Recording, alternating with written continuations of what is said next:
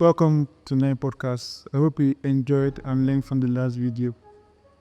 And I am happy today because we're going to be having a very, very important guest here with us to help us explore the topic, the art of saying no.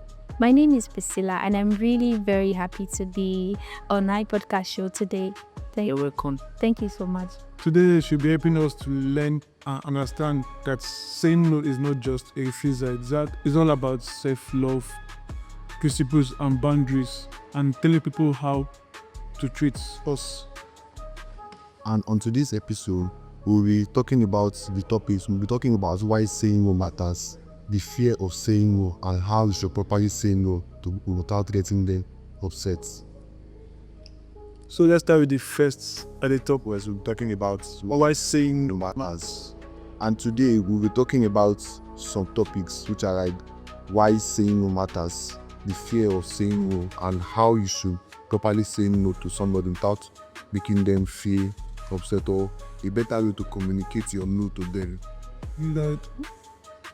So why do you think saying no to people really matters? Because it's not easy to say no.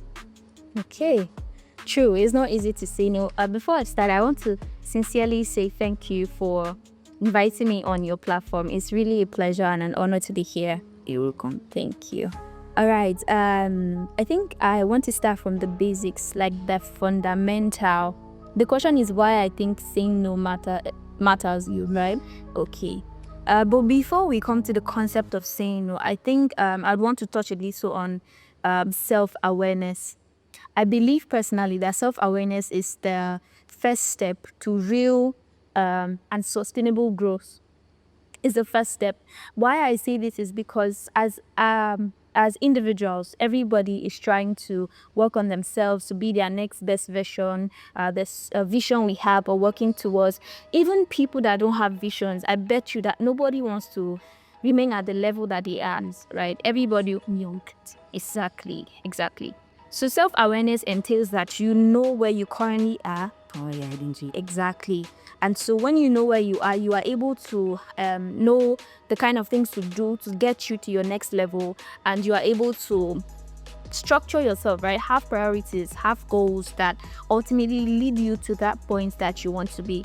So that's why self-awareness is important, and it is self-awareness that enables us to know what to say no to and what to say yes to, because it's how you have a plan for. You have to have a plan for yourself that you're working on. You have to have a series of steps that you believe that will take you to where you want to go. And so anything external that is coming to infringe on your time. Yes. So if it's something you don't plan for, you are ultimately not taking it. There's no need to overthink. This guy is my guy. If is okay. For instance, now if I'm washing plates. Let me use something very relatable. In the house, my mom says, "Oh, Priscilla, go and wash the plates." And I'm washing plates, and she says, "Priscilla, come and give me the remote for." It may not happen, but I don't need to think too much to say, "Oh, mom, and my hands are busy. Maybe get someone else to do it." Or when I'm done, it's easier because you have something you're currently working on. So that's what self-awareness affords us. Then back to the question you asked: why saying no matters? The very first one is that saying no prevents burnout. These days we are so busy doing nothing. Actually, you want to do outside, you see, say you don't really do anything. I perhaps you say you're busy, plus you pay. Most times you just spending the time trying to cap up for what other people see it Exactly. instead of focusing on yourself. We take so much pride in being busy than actually being productive. Yeah. And you see that when you're Yes, being busy is different from being productive. You can be busy and no. can't yet, like you are not getting anything. So yes, talking about productivity, that's another thing that saying no affords you, right? It affords you productivity. Because when you say no to people infringing on your time, things that you don't plan for, you don't have the energy for, there's no need taking it on. And it does a lot of harm than good. So it saves you, saying no saves you energy, it saves you time. You're able to preserve your time. And by extension, that means you are more productive. And then when you're more productive and saving your time, means you do only the things that matter. By extension, again, it means that it prevents burnout. So those are the three that I would say. Prevents burnout, you're more productive, you maximize your time, and then that's it. Come across something that said, saying no is actually you saying yes to your own priorities. Exactly. And their own goals. Yes, that's profound. So, what do you mean stop?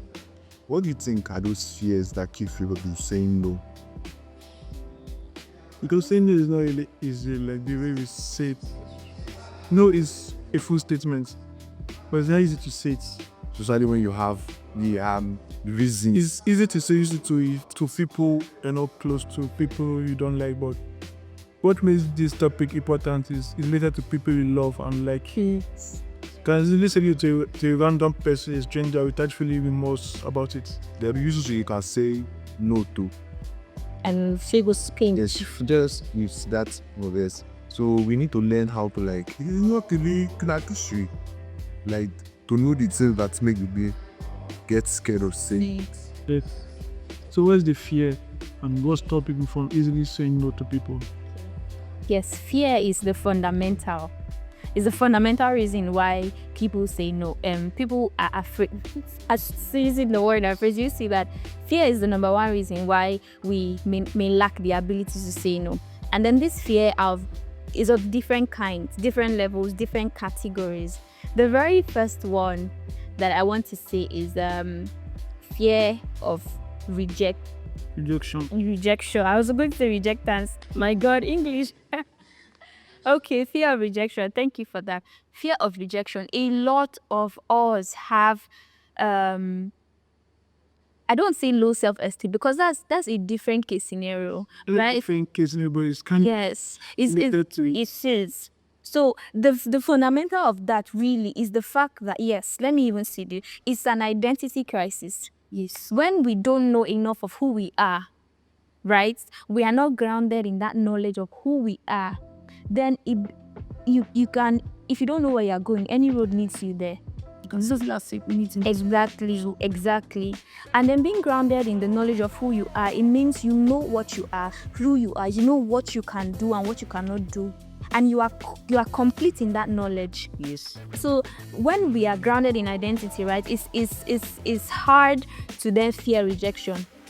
Because you know that your validation is not external, it's internal. It's Everything. external. Yes. So the fear of rejection, is it the same thing as being scared of not fitting in when you say no? Yes. Missing out. Exactly. I was going to say that secondly, that's FOMO, right? With the FOMO, fear of missing out.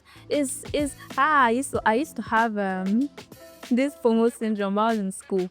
You know, there's this feeling when I digress. Right? When I would be in the class, you know this, when a teacher is not in class and you guys are just making noise and the whole class is busy. Yeah. I'll pick my book, I go to the library, I sit down and I read for 15 minutes and my body starts itching me. I'm like, that is Priscilla, go back, and wait, nothing is happening. Actually, It's just as if you missed going to school, but your whole mind is what is happening in school you might have missed. exactly. So let's come to the fear of missing out is actually very, you may be locked in. Oh, I want to take these 3 months to do something productive in my life because I have where I'm going, and then intermittently you have your guy just calls you, Alpha Victor, mo hang out for. And you're like, you know your name, you're not supposed to go there. But that fear of missing out, oh, what if I don't go now, what if it's canceling? How to, you understand? And then the worst part, you now have guys that will not come and just see over that place. You know, they will not give you like a breakdown. Feeling lost. Yes. So, like I said again, it boils down to being grounded with the knowledge of who you are and what you want. So there's fear of missing out, fear of rejection. They are close, but I won't say they are the same. Rejection is go away. Rejection is more do I say a personality thing, while fear of missing out is an event. So you are missing out on an event, an occurrence, but fear of rejection is your person that is being rejected. Like you're scared that they must see you as part of your class. The fact, exactly. Yes. A social validation. Exactly. So fear of rejection is a status thing. Fear of missing out is an event thing. So, but it's the same fear. And then another fear we have mentioned too, right? Another fear that I'll mention is fear of conflict. So you see, Internal or external? external, because if you say no, this guy, if he can't hold me for mind, there's violence, there's silent treatment, there's that people don't relate to you again. You're afraid that it will just cause problem between you and the person. So there's that fear of conflict as well. But the funny thing we also fail to realize is when we give in, when we say yes, when we are not supposed to, it doesn't take away the fear entirely. It's only exchanges external conflict for internal unrest. Yes. So you see how that you satisfy the needs of others, but in yourself, You're not satisfied. exactly. So Very you are, big validation. yes, you are trading yourself for the next person. And even the Bible says, love your what? As what? Yourself.